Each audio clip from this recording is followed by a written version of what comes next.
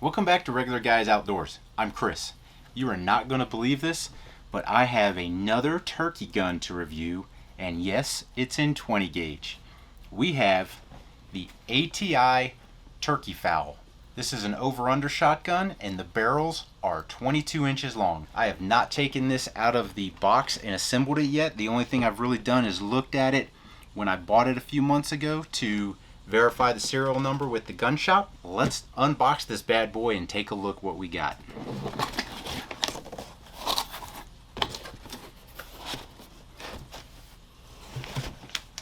We have the receiver in a lovely mossy oak bottomland.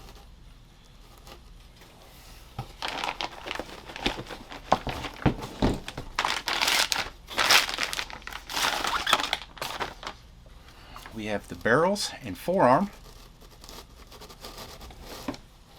with 2 extended chokes.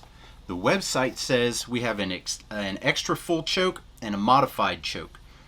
So that's actually good for what I want. I want my first barrel to be my good barrel, and if I mess up and the bird starts to run off, then I've got a more open choke to take a running shot at it with probably a different load, or maybe the same load as I have in the other barrel, but gives me that a wider spread. With TSS, a modified choke is still going to be fairly tight compared to something else, but we'll see what that turns into later on. But this bad boy has a mid-rib sight, or a mid-rib bead, if you can see that right there, and a green fiber optic front. Also a swivel stud for a sling, and we'll probably go ahead and get some close-ups of those items so we can show them to you properly. But we also have what appear to be chrome-lined barrels, which is not a shock. A lot of guns are chrome-lined these days, and I would say the forcing cone is somewhat lengthened but not polished. The barrels are polished nicely. Now let's look in this spot.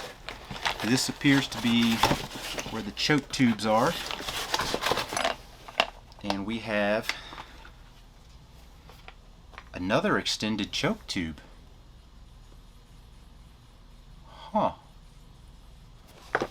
Now we got to look at the ones in the barrel yet, but this one only has the 3 groove markings. So there's 3 grooves on that, which tells me modified. I'll have to look that up. I keep forgetting what that is. So let's assemble this. Let's see how it feels.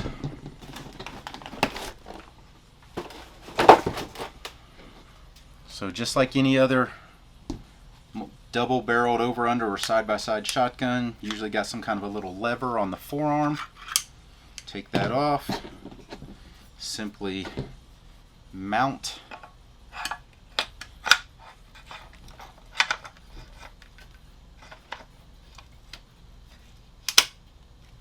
Close her up. Throw this back on. Make sure your latch is back on, and let's see here. Ooh, that's stiff. Oh, real stiff. Action's real stiff.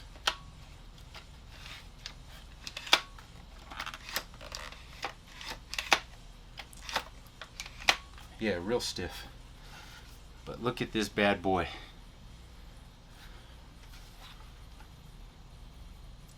That is a nice view down the vent rib, because it's an elevated vent rib. You see how it comes up off the receiver? It's not hiding behind the lever or hiding behind the top part of the receiver here. It's up high. Oh, that's nice. Oh, that's nice. Real nice. So let's see what these chokes are marked. So we got a 1 tick and a 1 tick. So that should be extra full. let's see if we can go ahead and get those bad boys out and take a look at them.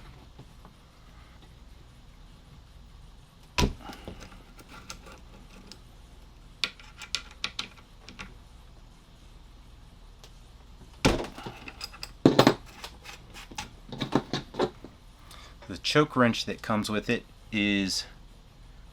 looks like 12, 20, 16, 28, and 410. It's not marked, it's just plain stamped. So make sure you're using the right one when you're doing it, because I almost tried to use the 28 gauge and I noticed it was a little loose, so I tried a different one and it was nice and snug. So these choke tubes are going to be almost 100%.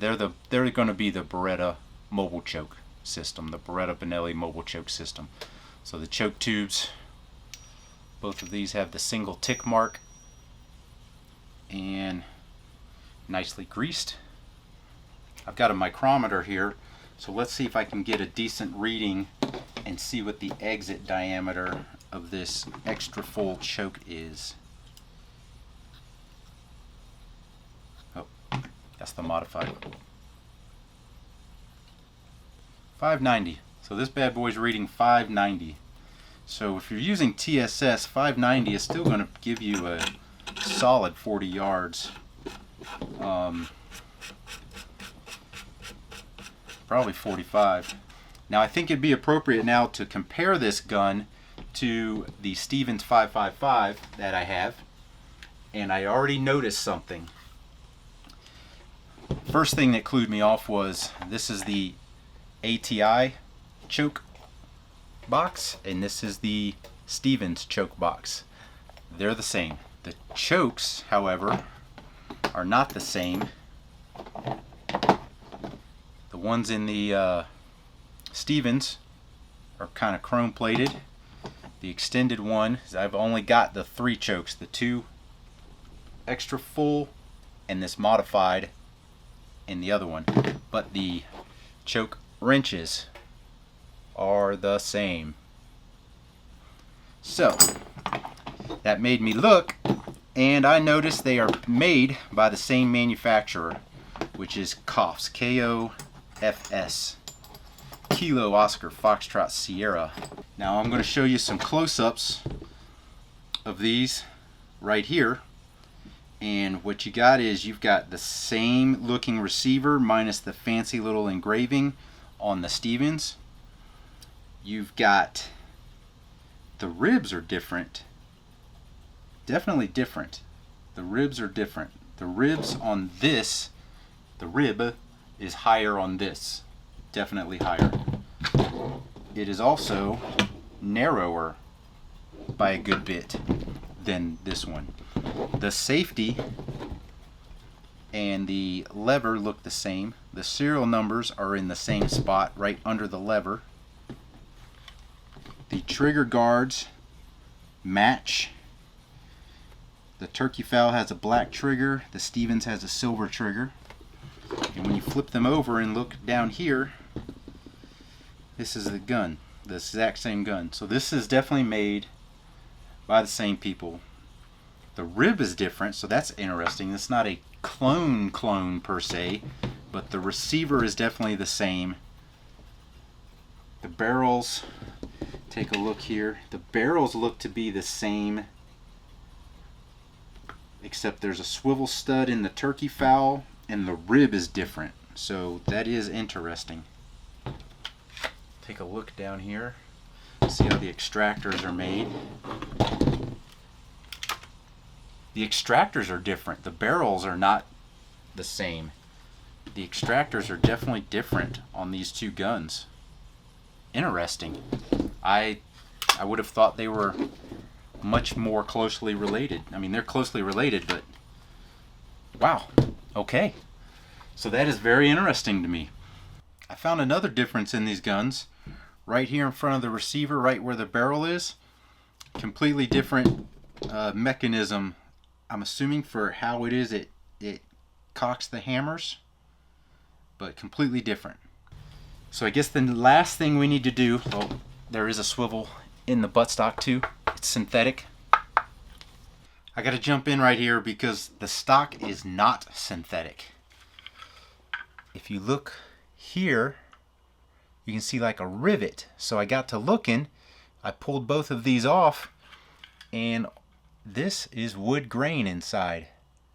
This is not synthetic. It feels synthetic on the outside, but that is not synthetic.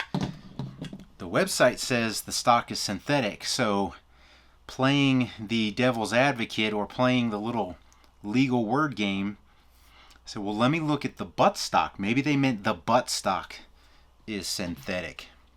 So I took the butt pad off. The butt stock is not synthetic. It is also wood. So disregard the synthetic stock on this ATI turkey fowl, which is kind of a bummer because that was a major selling point, because that was my problem with this rifle or this shotgun, is the stock failed me because of the warping and the humidity. So I thought this would solve that problem, and if the barrels were regulated a little better than this one, we'd be really onto something. So not synthetic, not synthetic. So let's look at the trigger pull for this bad boy, and we will do the over barrel and then the under barrel. Not bad. It's heavy, but I expected it to be heavy. The action is stiff. That lever's stiff. And it is a manual safety. It does not go on when you open the gun like a Stoger does. It's not bad. Let's see what that measures out to. Oh, that lever is tough. Alright, over barrel first. Over barrel measures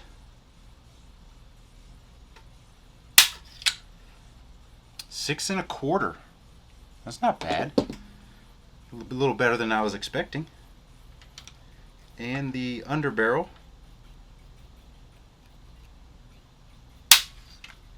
wow, 6 3/8. Decent trigger at 6 pounds. I mean, that's nothing to write home about, but I was expecting it to be heavier than that. Now the stock is full length. Let's look at compare where the trigger guards are here. So the stock is full length, and you can see there's a considerable difference there between the two where the trigger guards are. Look at that.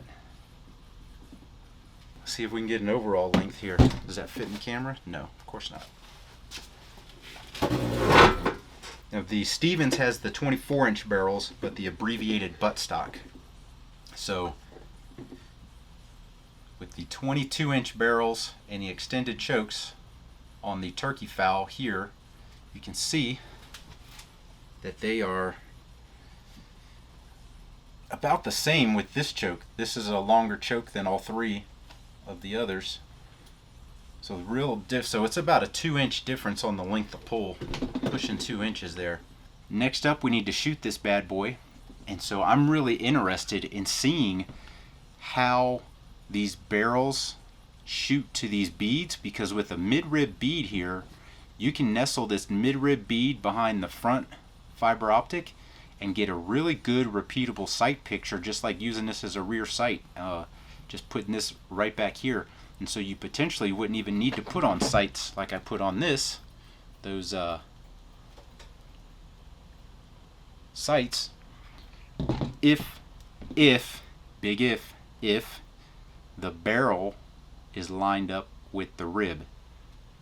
And then secondly, are the two barrels aligned with each other? If they're aligned with each other and they are not aligned with the rib, I can use those other sights and have both barrels hitting where I want. If the barrels are not aligned, then I guess it won't really matter what the rib is doing if it's aligned with one or the other barrel. This is the third Turkish over under 20 gauge that I'm messing with, so I know what the other two do. Phil has a TriStar. his top barrel shoots high and his bottom barrel shoots low. So if you can imagine, the further you go out, it just gets worse and worse and worse and worse. They get further and further apart.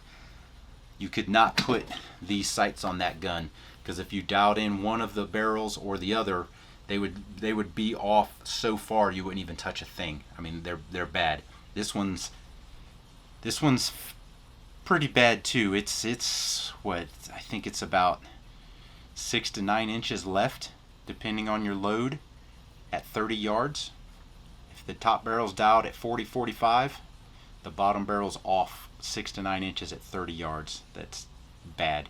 That means the 40-45 yard distance would be a foot or more off.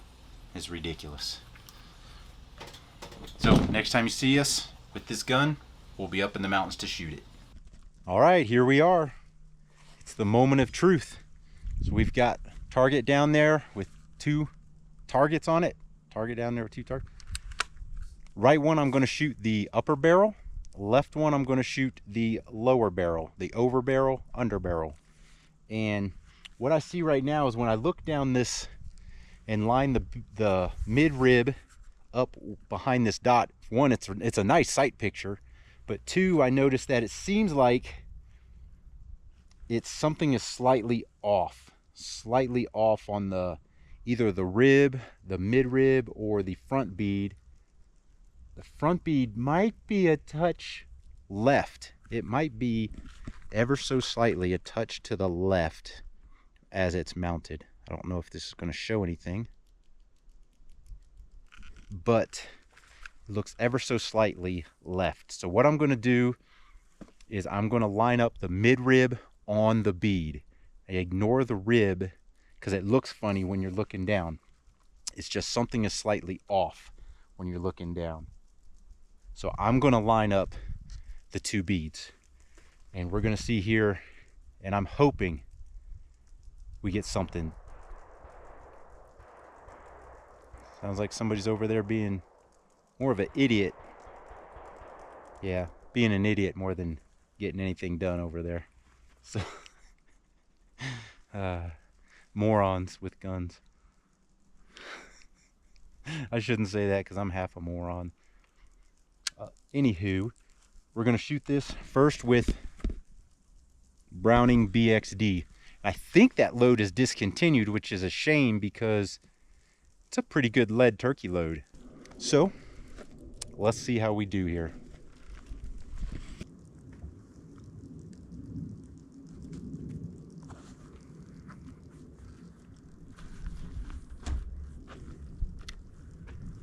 All right, over barrel on the right, over barrel on the right.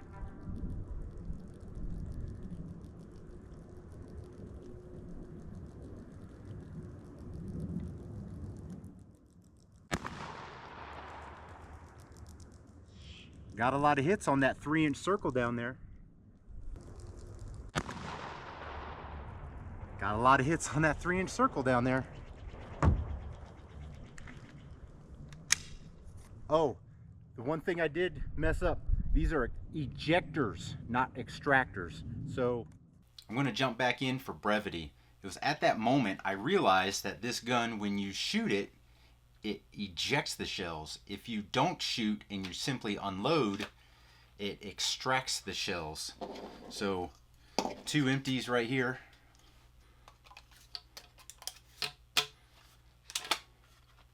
If I don't shoot on safe, if I don't shoot and I just open it up, extractors. If I do shoot, ejectors. So even though this Stevens 555 and this gun are both made in Turkey by KOFS, K-O-F-S, this is clearly not a cloned, rebadged version of the same gun. They are completely different guns with completely different operating systems and mechanisms. I've never had an ejector gun, so maybe that's normal on an ejector side by side or over under. But that's interesting. Let's go look at the targets. So here is how I did my bead. Right here, I'm gonna have to talk funny here, but I put my front bead like this with the mid-rib kind of in the middle of the bead, and then put the target on top of the bead. So that's real nice. Wow. You could totally not put sights on that. And then look at this. Again, same thing. That's almost perfectly centered. That one, I mean, that might be a skosh high, but look at those. Look at that. Wow. Wow. All right. I'm happy with that. Really happy. I'm very surprised. I am going to switch out the cardboard and targets. We're going to do another load. We'll get back to you. All right, now we're going to do Winchester XX, ounce and 1 5/16 ounce, number 5. Still at 27 yards. Top barrel on the right again, bottom barrel on the left again. Going to line it up exactly the same way I did the BXD. All right, I'm not seeing a bunch of holes on the left side. The right side has some holes, so let's see. So again, front bead right there with the mid-rib kind of in the middle. That top barrel is freaking, if you float it at all, you are crushing it. I know the pattern's not as good, but that load is not as good as the Browning BXD. So it kind of looks like maybe down here is the center. So it's kind of, seems like the bottom barrel is a little more centered or maybe slightly low of the bead. And the top barrel is slightly high of the bead. But I think that's going to be usable. That is not as close as the BXD, which goes to show different loads do different things. So the BXD, there was less variance in kind of the center of the pattern, so there was less distance. So that gun right there, you could totally use that gun without any sights on it. Just use what it has. Could, oh, I'll tell you what I didn't bring that I should have brought is the modified choke that comes with that gun. And I could see what that looks like on the bottom barrel, what that does. Because shooting a, say, I don't know, if you were hunting turkeys and you thought you might have a runner, you could shoot number 4 lead, like one of those Winchester number 4 loads, or number 7 TSS with the modified choke, and you shoot, the bird starts to run off or something, you shoot again with a more spread, with a better penetrating pellet, because at that point you're going for body hits, not head and neck. Maybe number 8 TSS, that would be pretty good too. So I guess not bringing that choke, I failed in that regard, but I'm happy that this gun is doing what it's doing right here. I thought I was going to have to sell that gun off for a loss, but I think I'm going to keep that bad boy. I am disappointed that the stock is not synthetic. It says synthetic on the website, but it is clearly not. So I'm just definitely disappointed with that. But I love that mid-rib green dot sight setup, and the fact that the barrels are really closely regulated. That makes me feel a lot better about that gun. So it's a little bit of a weight off my chest, because I was thinking this ain't going to go well and I'm going to be very disappointed. Because I've been very disappointed with the 1, 2, 3 over-unders I have any experience with up to this point. So number 4, I guess, was the charm. Hope you liked this video. If you did, give us a thumbs up. Hit that subscribe button down there, and as always, thanks for watching.